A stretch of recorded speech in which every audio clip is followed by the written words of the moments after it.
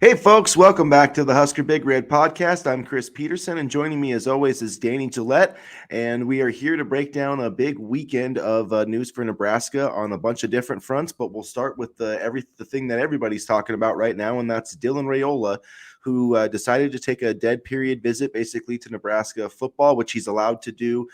His uncle is the offensive line coach, Donovan Raiola. So that allowed him to, be in Lincoln. He was at the basketball game on Saturday in the win over Minnesota.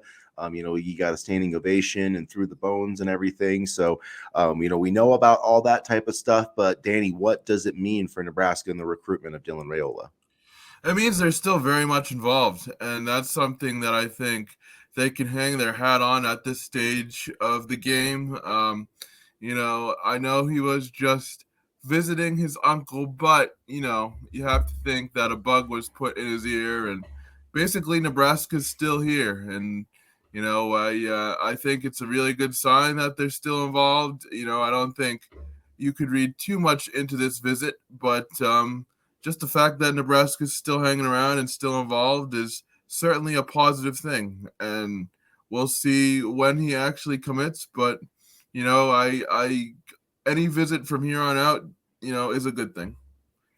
Yeah, I thought it was funny that people thought he was actually going to commit last night when there was that countdown or whatever that was. And it ended up being nothing, It which, was just Hayes Fawcett boosting his ego, and former graphics designer turned recruiting guy who decided to put out a announcement showing us something that we could have all researched. So props to you, Hayes. You got the followers you wanted. but didn't Raiola put that on his Instagram account though, or something? Hey, I know Hayes put it on his, and then I'm not sure about Raiola, but I mean, either way, it was kind of a interesting move. I mean, I didn't think for a second it was going to be any announcement or a top five or anything. It's just not it was just timing. But Nebraska people are just, they kind of get wrapped up in things. So, but Well, I mean, yeah. it's not like it's well. I mean, it's not like it was his top three. He had 26 offers. No shit, he's a 5-star quarterback, the top player in his class. I mean, come on now. Yeah, I know, but he's been putting those out for a lot of kids. I mean, he's been putting those out I've seen him put a lot of those things Yeah, out. So I mean, I don't know. I don't think he put it out without Dylan Raiola knowing about it, Oh though, yeah, I mean, oh but yeah, but just I don't know. It was a bunch of nothing, basically. But I mean, it is what it is, and I think overall there was a lot of activity this weekend on the Rayola front, and I can consider that a good thing. yeah, I mean, I think Nebraska is definitely the leader. I know they got another crystal ball from a recruiting reporter out west from 24/7 Sports with a pretty high confidence level. So I would say that Nebraska's, in the lead at this point. He's going to be taking another visit back here in March. I don't, I don't know to read too much into the basketball game and all that type of stuff because, you've seen a lot of highly ranked recruits at basketball games. That's a pretty typical thing.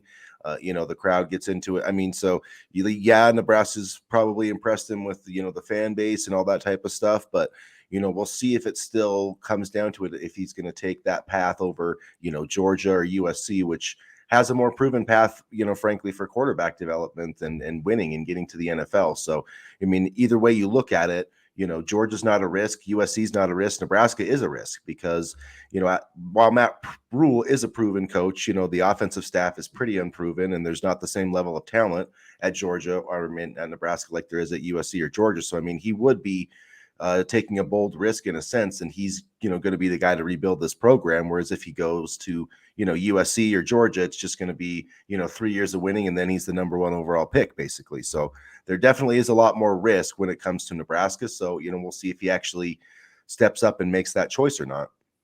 A lot of it, I think, is going to come down to that visit weekend. And normally, I would say, it's just a visit weekend. We shouldn't read too much into it, but there's going to be a lot of big names that weekend. So, we'll see. And I know we've talked about it. I mean, you've probably all seen my pieces on Husker Big Red talking about it ad nauseum. But I mean, it is worth saying. I mean, that March visit weekend is probably going to be, one of the biggest visit weekends, I'd say, of this calendar year. So, I mean, we'll have to see what comes of that, but it seems like it's just interesting. It seems like visitor list for that weekend keeps growing by the day, and a lot of big time playmakers. I just wrote about Isaiah Mosey, the 4-star wide receiver coming in. I believe a 3-star running back from Texas was just added yesterday. So it's gonna be quite the party at the end of March.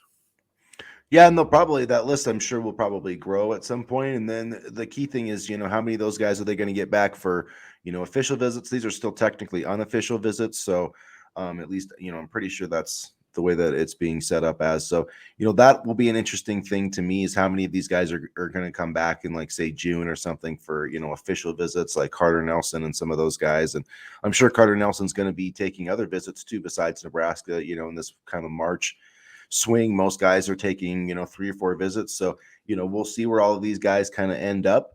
But yeah, I do think that's going to be obviously a big weekend for Nebraska. That's going to be the first time they're getting Raiola on campus with the coaching staff for multiple days. But that'll be true of Georgia will have that same opportunity if he ends up taking that visit, which his dad said he's going to. I know they're also going to be hosting Jake Merklinger for a visit this month too, so we'll see how that goes with Georgia and how that kind of continues to develop on that side of the recruitment. But yeah, I mean, I would say Nebraska. I'd rather be Nebraska than anybody else in this recruitment right now. But like I said, there are still a lot of obstacles I think for Nebraska to overcome too. And something that's kind of lost for some in all of this Dylan Raiola excitement is the fact that Carter Nelson's profile is blowing up quite a bit. And, he's a guy that, I really want Raiola, but Carter Nelson's like Raiola's 1A, Carter Nelson's 1B in terms of who I want. And, I think Carter Nelson's recruitment is one to watch as well. I mean, I think Nebraska definitely has a shot with him, but you see the offers piling up: Miami, Georgia, Alabama. And it's like, if you're if you're a high school kid, how can you say no to any of these guys, or at least not take a look? So the Nelson recruitment is one that is certainly interesting to me. Yeah, I think we'll get a better idea who's, really a threat after he takes some of these visits. Because right now, I think it's just so wide open in his recruitment. I mean, he just doesn't. I'm sure he has an idea, but he doesn't talk with the media much. So I think the fact that Nebraska's had a visit for a while, is a good thing. He's been a Nebraska fan growing up, from Ainsworth. It is a very difficult place to get to in Ainsworth. So we'll see how many coaches actually make the effort. I know Matt Rule and the Nebraska guys have been there numerous times already. I'm sure that they're going to be there, as much as possible, as they can. There's obviously you can only visit so much in certain times of the year with the recruiting calendar, but we'll see how that goes. There hasn't been a lot of other guys that, a lot of other coaches that have done that. I think Michigan made the trip potentially to Ainsworth, if I'm remembering right. I know they offered him recently. Notre Dame's another school that's in the mix. And, both of those programs have kind of strong traditions of turning out really good tight ends too. So that's something that you need to be aware of, I think, with Carter Nelson and Nebraska. That's something else that they don't really, when's the last time Nebraska, they had Austin Allen and Travis Vokolek, the past couple of years, but that's not the type of tight end that, Carter Nelson's looking to be. And he's, 6'4", 215, and he's ranked right now 202 in the composite, which I think is just absolutely crazy. He's a top 100 recruit, absolutely no doubt in my mind, but it's because he plays 8-man football and he's from the state of Nebraska. If he, was in Georgia and he went to Buford and played, he'd be a 5-star. Legitimately, I think, I think he honestly has that ability. Maybe not a 5-star, but he's a top 60 talent overall in my mind. And guys just get underrated because they're from Nebraska. We saw that with Malachi Coleman. Look at how Malachi Coleman dominated at the Polynesian Bowl. Like, that's a guy that is a top 50 player to me. And frankly, I think Malachi's a 5-star talent. It's just, you're never going to be a 5-star in the state of Nebraska. It's like impossible. And anybody who says that, the rankings don't matter, it's not because they're from Nebraska, blah, blah, blah, that's a load of bullcrap, because it does matter. They don't watch the games in Nebraska, these evaluators and things like that, at least not on a good enough level to give proper rankings. And, I think there's a lot of talent in this, state coming up, like we've talked about, and maybe that will force the evaluators to actually, I don't know, evaluate. Call me crazy. It's just a basis of, who they're playing against. Carter Nelson's playing when you're playing 8-man football, there's not another Division I player on the field. So it's really hard to evaluate, guys like that. Really, the only way you're seeing them against other elite players is at these stupid short camps, 7-on-7 and stuff like that, which does matter. I'm not saying that doesn't have an impact on it, but it's just the level of competition that you're up against. It's hard to evaluate, okay, can Carter Nelson really do this against, SEC type talent, because the guys he's playing with, they're not even good enough to walk on at D2 programs, most of them. I mean, I'm not trying to rag on 8-man football. I love 8-man football. I've covered 8-man football. That's just the reality of it. And that's just, Nebraska high school football, I think, is getting better. And I know Matt Rule, that's part of his kind of mission with all these coaching clinics and things like that. It's kind of a long-term goal to improve it, but it's still never, I'll be surprised if we ever see, like a 5-star in the state, just because of, who you're playing against and how much that makes it more difficult to kind of trust that evaluation, as opposed to guys that are up against, teams that have, 5, 6, 7, 10 D1 players every single week.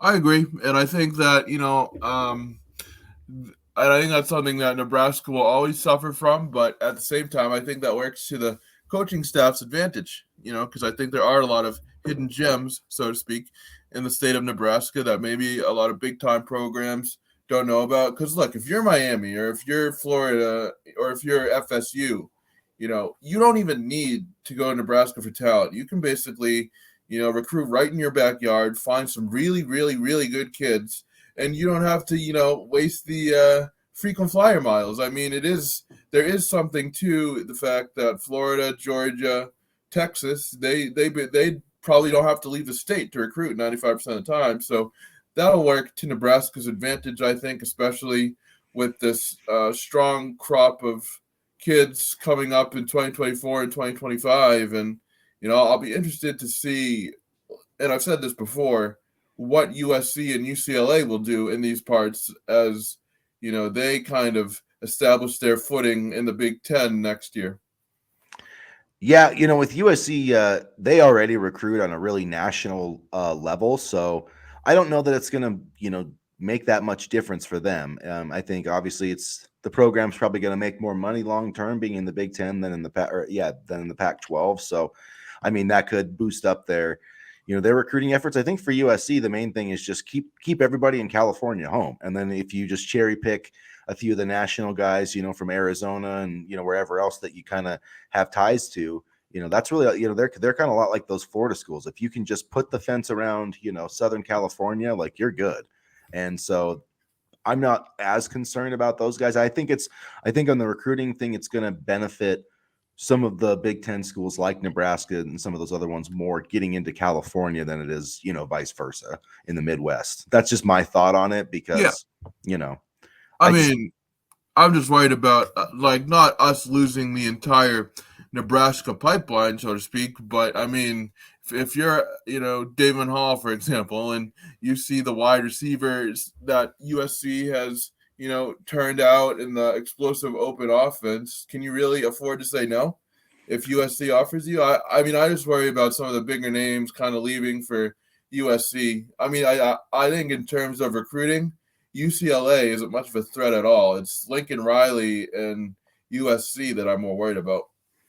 Yeah, UCLA, they do more in the transfer portal. They only sign like 15 guys a year. That's kind of what Chip Kelly's done out there. So his is more about kind of quality more than quantity.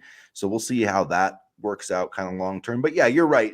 It is going to give USC, an advantage to cherry pick some. I mean, right, because they're not going to be recruiting 3-stars out of Nebraska. But yeah, if they see, kid like Carter Nelson or something, it's going to be a little bit easier to recruit them. Say, hey, Nebraska's actually going to be playing, in California, so it's not like, and if it's, if you come to California, we might actually have a game in Nebraska so you can go home. And so there are a couple of things. I mean, that is a benefit that teams sell to, recruits all the time. I mean, Nebraska used to do that a lot in the Big 12, right? When they played in the Big 12, they recruited a ton of kids out of Texas, and that was a big selling point. So, I mean, that does matter, and I do think there is some concern about the higher level kids for sure, especially when it comes to USC. UCLA is, I mean, they did land, one of the top quarterbacks in 2023, and Chip Kelly is still Chip Kelly, and I think those offensive skill guys, are going to help him.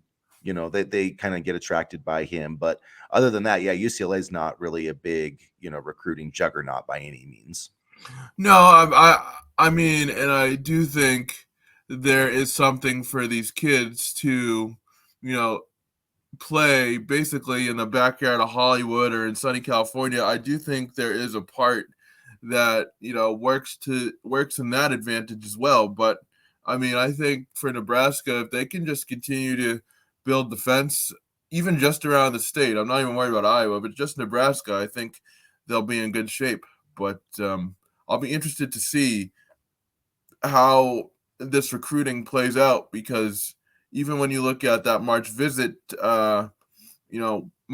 weekend, for example, there's a lot of good names on that list. So I'll be interested to see what comes of it, and if Matt Rule can continue to make headway, and the coaching staff can continue to make headway on the recruiting trail. And actually, speaking of making headway, Nebraska made the top three for interior offensive lineman Zafir Stewart on Saturday night, I believe it was. It was, yeah, Saturday night. Nebraska is in the mix with Penn State and Rutgers. And I really like this guy. He would bring an immediate pass protection element to the program. He's very steady on his feet. He's able to drive his man back quickly. And one of the other things I wrote about on HuskerBigRed.com is that he's the second guy in as many days to put Nebraska in his top list. He's from the Imatep Institute in Pennsylvania, and Kenneth Wosley did the same. He put Nebraska in his top four, so it seems like Nebraska's been busy in Pennsylvania lately, and we'll see if we can close the deal on either Wosley or Stewart. So, I think the fact that we're in a top three and in a top four is certainly encouraging, especially when you talk about linemen. Yeah, that's been a priority, and I think will be, a priority for this staff going forward. I think Woolsey is announcing March 3rd, I want to say, right? I do Yeah. believe Penn State has the latest expert projections, so Nebraska's going to have to make some late pushes there to get that kind of flipped in their direction. But that's one thing to watch. But certainly over the weekend, there's more to talk about than just the even football recruiting on Saturday. Nebraska basketball does it again. This time they actually won as the favorite over Minnesota, 78-67, and 6 guys in double figures. Sam Hoiberg had 11 points off the bench, and just his effort has just continued to be incredible. And this team, man, it's even though I don't know if you saw this, but Nebraska actually dropped in the NET rankings and Yeah. from 88 to 92, and I think that's just I think that shows how bad Minnesota is, honestly. I think anytime anybody plays Minnesota, it just destroys their ranking, regardless of what happens, because they're so bad. But overall, I don't care what the rankings say. I don't care. This team is above 500. We're 8-10 in the Big Ten, and we're going into the last home game of the season with a lot to still play for. So it's a pretty good time to be a Nebraska basketball fan. Yeah, and this team is finally figuring it out how to win in the Big Ten. That was a big question that we had coming into the season, and even with the injuries to Bandamel and Gary, they've been able to kind of pull together and get some really quality wins. This isn't wins against bad programs. I'd count the Wisconsin win as a quality win. I mean, you know, this team has really done a good job of banding together and playing at a high level when they have needed it most. And I don't want to jinx anything, but I maybe see an NIT berth in their future. I think they got a good shot. They're 15-14 right now. They've got Michigan State at home tomorrow night, and then Iowa Sunday. I mean, so if they win both of those games, I think they're definitely in the NIT for sure. And even I think if they just win one of those two games, I feel like they're going to have a good shot. Yeah. It's the NIT. It's people look down on it, and it's not that easy to get into because every conference, so the small conferences, if you win your regular season championship but don't win your tournament, you get an automatic bid into the NIT. So 11 bids last year were basically because of those teams. So there's 20 bids after that. And I mean, the committee They really do a good job of kind of giving those bid. They used to just go to the Power 5 teams, and now they do a really good job of making sure like the 20-win teams and whatever get them from the smaller conferences. So I mean, the NET rankings do really matter for that. But I'd be surprised if Nebraska, finished above 500, like a game above 500, and didn't make the NIT. I just feel like, especially with all the quality wins. I mean, they've played one of the toughest schedules in the country, and yeah, they beat Ohio State and Minnesota, but every other win they've had against a Big Ten team has been over a team that's basically going to be in the tournament or is on the bubble like Wisconsin and Penn State to be in the tournament. So I think they've put together some quality wins. They've beaten some teams on the road, and another win I think would really go a long way towards an NIT berth, which would be a huge step forward for this program. Absolutely, and it would be, we've talked about, what has Fred Hoiberg done? This would be a pretty big accomplishment for Fred Hoiberg, and I know I've seen, Coach of the Year talk and things like that, and I don't know if he'll win that, but he's certainly done a hell of a job this year. He really has, and, I think he's finally found his style, like we've talked about, for the last couple of weeks, and it's paying off, and, it's nice to be excited about the basketball program again. It really is, and quite honestly, I mean, I think this excitement will last into next season as well, because I see honestly a very good roster returning, especially with how the younger players have developed. Yeah, I mean, we've talked a bunch about, Keisei Tomonaga and how much we're worried about him, going into next season, which, man, how tall is his dad? How come he's not taller? Yeah. But any It's his rate, mom, unfortunately. His mom kind of offsets yeah. height. He didn't get but at any rate, I mean, you make a good point though, because I mean, he had 11 points and played well, but he wasn't his usual self. In Nebraska, still found a way. But like Demarcus Lawrence had 10 points in the first half, and 2 3-pointers. CJ Wilcher had a really scored 12 points and grabbed 6 rebounds and didn't even hit a 3. So I mean, he played really well. Sam Hoiberg, I thought, had maybe his best game as a Cornhusker, just being clutch, playing great defense. So Juwan Gary's going to come back. They're definitely going to have to, make some moves in the transfer portal, but I feel good with, who they have. Oops, we lost Danny there for a second. Hopefully he'll come back. But yeah, looking at this roster, I do feel really good about the pieces coming back next season. It would be nice if, they could have Bandamel back for another year, but obviously he's, going to the NBA and, he's out of eligibility. So, that's as far as that goes. And, it's going to be up to Fred to, make sure he gets some stuff in the transfer portal.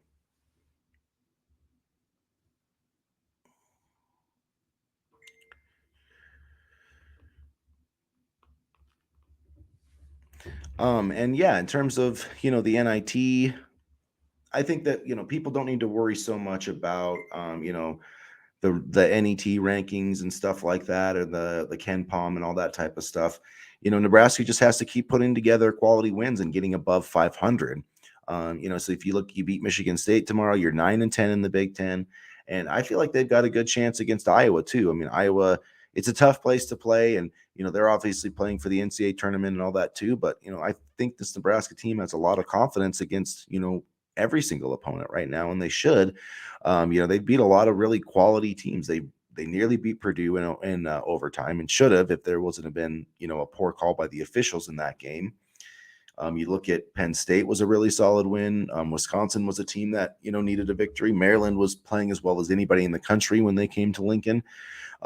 This recent win streak too does include some wins on the road, like the victory at Rutgers, which Rutgers got a really nice win over Penn State on Sunday. So, I mean, they're a team that's also going to the NCAA tournament. Nebraska was able to get that victory.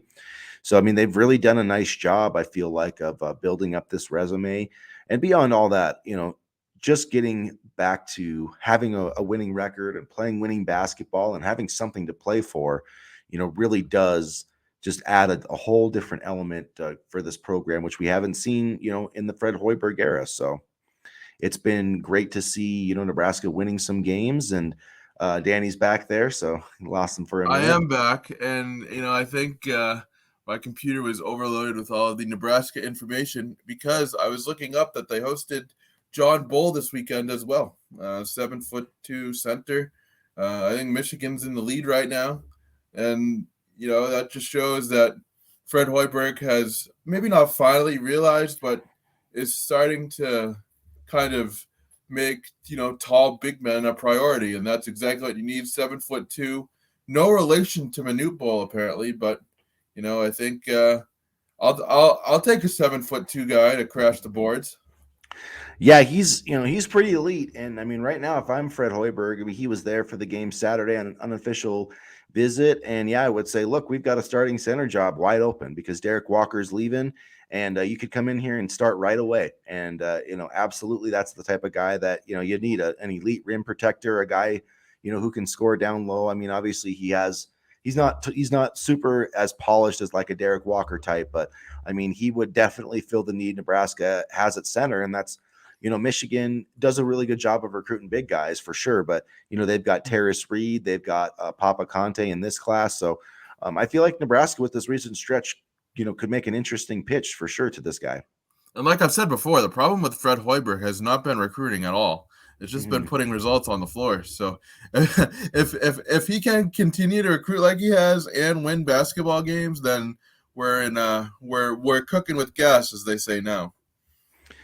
Yeah, definitely, and they definitely need to add a big guy, either in the transfer portal or if they can land Bull, which would be huge. It would be one of the biggest top rated recruits they've ever signed in basketball, so that would be really interesting. But yeah, I mean, in point guard, but there are some nice pieces on this team coming back, especially if Tomonaga comes back. I don't know that he's going to, honestly. I mean, we'll see. Either way, it's been an incredibly fun ride to watch him, these past few weeks. But Jamarcus Lawrence, CJ Wilcher, Jawan Gary, Sam Hoiberg. I feel like there's some nice pieces here in place. And look, it's going to be tough to replace Derek Walker and Sam Griesel. That's the thing, is those two guys do so much, even beyond, being some of Nebraska's leading scorers, the effort that they bring on defense, the playmaking. It's going to be very difficult to replace those guys. And that's going to make winning games next year difficult. But, look, Fred Hoiberg, he understands that, and he can go out and get a really good point guard in the transfer portal. And then, you get a big in the portal or you land a 5-star and boom, you're right there. So it's basketball. It's just about filling one or two holes. And if Nebraska can do that, they have some really nice pieces, especially I think in the backcourt. And then if Tomonaga comes back, man, this could really be a solid team next year. Yeah, I was gonna say Tomonaga has a very, very solid game for beyond the college level. So I could see a situation where he doesn't come back next year. I do want him back. Let's be clear on that. But I could see him maybe not coming back. But I think it just depends what his yeah, goal is, because if his goal is to make, if he wants to, get paid a bunch of money, I mean, in, the next season, then I would probably, if I was him, I would go to Japan and play basketball because he's a superstar right there, or, over there right now. But at the same time, if he played another season at Nebraska, I know he can't really get, the NIL like other people can. He can do some endorsement type things. And so there's a limited amount of money Nebraska can essentially give him. But if his goal is to make the NBA, which I do think is possible after the way he's, if he could put together a whole season like yeah, this, at least into the G League, maybe not the NBA. I'm not saying you get, but guys go into the G League and it's a legitimate path to the league. I mean, they get paid, they develop. But I definitely could see him having that opportunity. It's not I don't think that's gonna happen. Like if he goes and plays in Japan, he's probably never coming back here. yeah. He'll make a lot of money and be a superstar over there, and that's fine. But if his goal is to play at the highest level, then I think his choice is pretty simple, to stay at Nebraska, because that's going to give him the best opportunity. If you go next year and you're second team or first team All Big Ten, then you actually have a shot to get drafted. Because I mean, what he's done over these last 7-8 games has been great, but do it over 30, and then you're talking. Absolutely. And speaking of making money, Bryce McGowan's just signed a 4-year contract extension with the Stroud Hornets on Sunday. So good for Nice. him. Good for Good for him. him. Yeah. I love to Yeah, see I love to see the guys doing well after, especially in the NBA. Because my team is like the Bulls, so they kind of sucks, and so I just kind of follow Nebraska and Michigan players. So it's nice to see those guys doing well. yeah, absolutely. And he's had a really couple big games. One of his biggest games recently was February 15th. He played in 26 minutes, had 11 points, and made an impact. But it's good to see him kind of land on his feet, and also kind of get the reassurance that he's going to stay in the NBA. Yeah, for sure. And that's, you see guys like that all the time. There's so many opportunities now with the two-way contracts, where you spend some of your time in the G League and you're guaranteed a certain amount of games in the NBA. So there's so many paths for development. And that's what I'm kind of hoping Nebraska can say, hey, we can give you a portion of your jersey sales. We're going to sell a ton of jerseys here and in Japan and everywhere else. And, come back and you'll get a chance to, do more. And then, hey, if you want to play at Nebraska another year and then go back to Japan, like your following is only going to rise, because how many Japanese basketball players are even playing in college basketball right now? So I feel like he's got a really good platform right now. And, I'd be interested. I would be curious if he was going to give that up after 1 year for, a deal like in Japan, which he could easily get a year from now, which would probably be even more. So I think it would be a premature decision for him and his basketball future to, kind of take that step after this year. But, that's, I'm not the one offered that money though. So it's a whole different thing. Yeah, absolutely. And, I do get the sense that he really loves Nebraska, so there is that, but we'll see. I mean, money does talk, and I wouldn't blame him at all if he went back to Japan and took the money, but hopefully he can stay. I really like watching him play. You can tell that he likes to play and, has a lot of fun. So, he's been really great for this program in terms of giving fans somebody to root for, and kind of been, kind of emblematic of this whole team as a group that you can easily rally behind. And, that's something, there's something to be said for that, because quite honestly, a lot of these, I shouldn't say a lot, but, maybe these past couple teams weren't the most likable, but that definitely changed this year. Yeah, and Tomonaga too. Just he has a chance if he comes back for another year. I mean, he's just going to be a folk legend at Nebraska, and he really has a chance to kind of put himself in the mix as one of the all-time kind of great scorers in Nebraska history. With Tyronn Lue and Piatkowski and some of those guys. So I really hope he comes back, but if not, I wish him the best. It's been an incredible ride, for this team, and we'll see how it finishes. But tomorrow night, back in the vault, I expect an electric atmosphere. And, I think Nebraska's going to win again. I think they're going to beat Michigan State. I do. So we'll see what happens, but that's my prediction at least. Yeah, no, and this team has really kind of found that sweet spot and that formula on how to win these games, and I'm predicting a win on Tuesday as well, which means that they'll probably lose. But there you go. I can't help it. And yeah, so to just wrap up a couple other quick bullet points here, the women's basketball team, they got a win over Northwestern yesterday, so they finished 8-10 in the Big Ten. They're 18-13 overall, and they're kind of on the bubble for the NCAA tournament. So, a win or two in the Big Ten tournament would be huge for Amy Williams and the Huskers. Hopefully Jazz Shelley, those guys can get back to the dance. They've been really fun to watch, so that's something to keep an eye on. And then the baseball team, we talked about their prospects, and they go through and they get a sweep of South Alabama. They, got 2 wins yesterday, and they're now 3-3-1. I guess their record is even because they had that one tie last week. So that was a really promising sign for Will Bolt's guys. And, the pitching staff did a really good job. All 3 starters, gave Nebraska quality innings, and number 10 Vanderbilt on Friday. But good to see the Huskers get a win.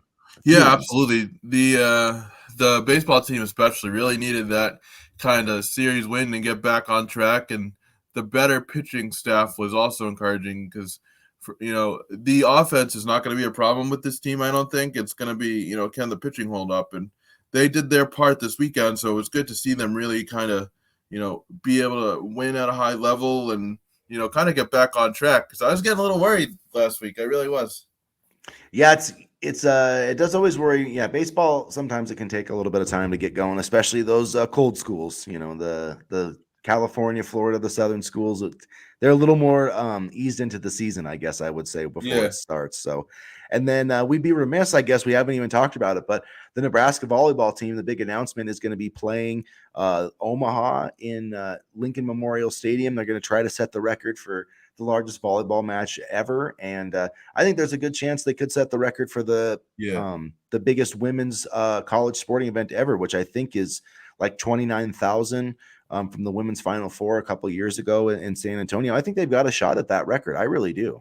I wouldn't be surprised if the place is full, honestly. I really wouldn't. Yeah, me either. Because there's a game before that as well. And I'm blanking on the game right now, but it starts at 4. And then Okay. I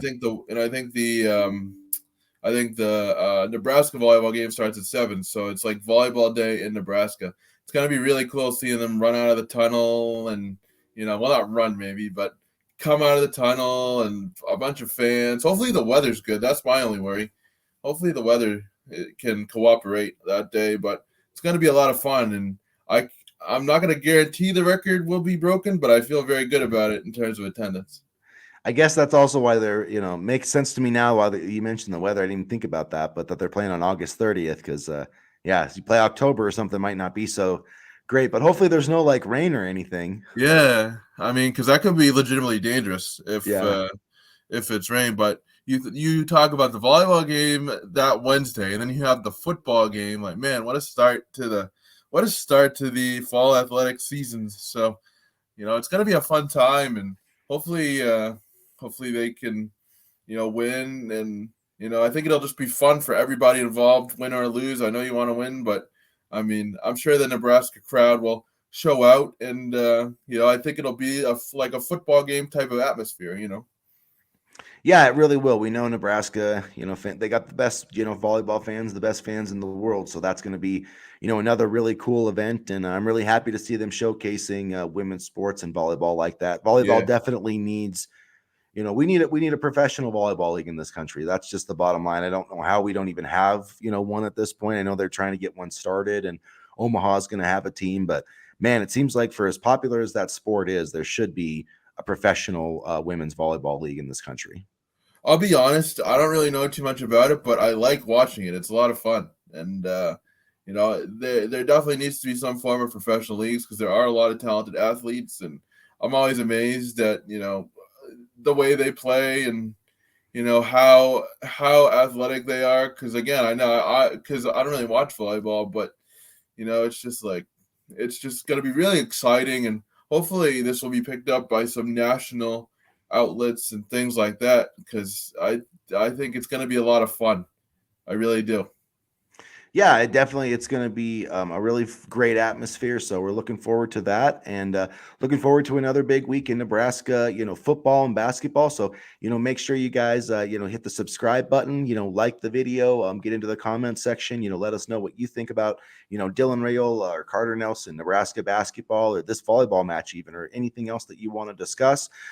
Check out HuskerBigRed.com, and make sure that you're staying up to date with us for everything Nebraska football, basketball, and everything else. And for myself and my co-host Danny Gillette, as always, go Big Red.